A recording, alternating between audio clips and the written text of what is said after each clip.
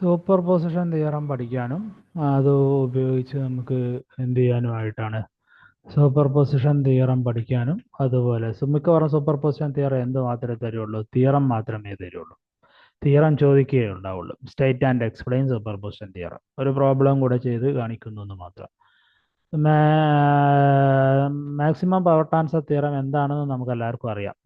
Resistance the resistance of the load resistance maximum power എടുക്കുന്നെങ്കിൽ abstract maximum power from network when the load resistance equal to resistance of the network is viewed from the output terminal with all the energy sources removed from their internal resistance. ശരിക്കും പറഞ്ഞാൽ internal resistance load വോൾട്ടേജിന് equal ആവണം.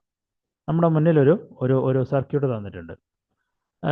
എന്നിട്ട് പറഞ്ഞിരിക്കുന്നു find R L value. ഈ R L value maximum power എടുക്കണമെങ്കിൽ, അതാണ് ശരിക്കും പറഞ്ഞിരിക്കണേ, a resistive load will be abstract maximum power. അപ്പോൾ ആർ എൽ മാക്സിമം പവർ എടുക്കുന്നു. ഇതിന് ശരിക്കും പറഞ്ഞാൽ ആർ എൽ എന്തിന് ഈക്വൽ ആവണം എന്നാണ് പറഞ്ഞത്? Internal resistance. ഇന്റേണൽ റെസിസ്റ്റൻസിന്റെ മറ്റൊരു പേരാണ് തെവെനിയൻ ഈക്വലന്റ് റെസിസ്റ്റൻസ് എന്നുകൂടെ പറയണത്.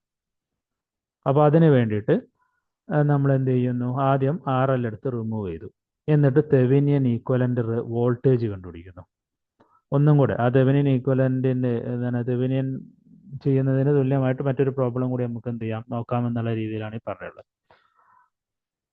അപ്പോൾ ബാക്കി എടുക്കുന്നത് എയും ബിയും ഓപ്പൺ ആണ്. Voltage across the vertical resistor 3 ഓമിലൂടെ ഉള്ളതാണ്. So no current flow through 2 ohm and 1 ohm. സോ ബാക്കി എടുക്കുന്ന ഓമുകൾ എന്ന് പറയുന്നത് 3 + 3 ആണ്. അങ്ങനെ 6 ഓം. 15 ഡിവൈഡ് ബൈ 6. 15 ഡിവൈഡ് ബൈ 6 ചെയ്താൽ തൽക്കാലം അങ്ങനെ തന്നെ എടുക്കട്ടില്ല. 15 ഡിവൈഡ് ബൈ 6 തന്നെ എടുക്കട്ടെ. ഇൻറ്റു 3 വരിക. കാരണം വോൾട്ടേജ് അക്രോസ് എ ബി അല്ലെങ്കിൽ എന്ന് പറയുന്നത് വോൾട്ടേജ് അക്രോസ് 3 ഓം തന്നെയാണ്. അപ്പോൾ കറണ്ട് നമ്മൾ കണ്ടുപിടിച്ചിട്ടുണ്ട് 15/6. 15/6 × 3 എന്ന് പറഞ്ഞാൽ 7.5 വോൾട്ടാണ് ഉണ്ടാവുക. അപ്പോൾ തെവെനിയൻ ഈക്വലന്റ് വോൾട്ടേജ് കണ്ടുപിടിച്ചു. അടുത്തതായിട്ട് തെവെനിയൻ ഈക്വലന്റ് റെസിസ്റ്റൻസ് കണ്ടുപിടിക്കണം. അപ്പോൾ വോൾട്ടേജ് സോഴ്സ് റിമൂവ് ചെയ്യണം. വോൾട്ടേജ് സോഴ്സ് റിമൂവ് ചെയ്തിട്ട് വോൾട്ടേജ് സോഴ്സുകൾ റിമൂവ് ചെയ്ത് ആ ഭാഗം ഷോർട്ട് ചെയ്യണം. അങ്ങനെ ഷോർട്ട് ചെയ്ത് കഴിഞ്ഞ് കഴിഞ്ഞാൽ ബാക്കി വരുന്ന റെസിസ്റ്റൻസുകൾ എന്ന് പറഞ്ഞാൽ 2 + 3 പാരലൽ ടു 3 + 1 ആണ് അവിടെ ബാക്കിയുള്ള റെസിസ്റ്ററുകൾ. അങ്ങനെ വോൾട്ടേജ് സോഴ്സ് റിമൂവ് ചെയ്ത് കഴിഞ്ഞിട്ട് അവിടെ ഷോർട്ട് ചെയ്ത് കഴിഞ്ഞാൽ 3 ഉം 3 ഉം പാരലലാണ്. 3 × 3 ഡിവൈഡ് ബൈ 3 + 6 വരും. പിന്നെ എത്ര കൂട്ടേണ്ടി വരും? 2 കൂട്ടണം, പിന്നെ 1 കൂട്ടണം. 2 കൂട്ടണം, പിന്നീട് 1 കൂട്ടണം. അപ്പോൾ ബാക്കി 2 + 1.5 + 1 4.5 ഓം റെസിസ്റ്റർ വരും.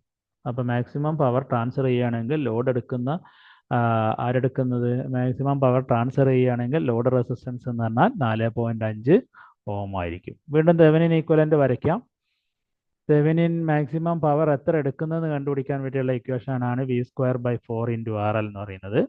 VTH നമ്മൾ കണ്ടുപിടിച്ചിട്ടുണ്ട് 7.5 ആണ്. 7.5² ഡിവൈഡ് ബൈ 4 × 4.5 ആണ്. 4.5 എന്ന് പറഞ്ഞാൽ 3.125 ആണ്. സെയിം പവർ ആണ് RTH കൊടുത്താലും വരാൻ പോകുന്നത്. 2 × 3.15 എന്ന് പറഞ്ഞാൽ 6.5 വാട്ടാണ്. സെയിം പവർ ആണ് ഡെവലപ്പ് ചെയ്യുന്നത്.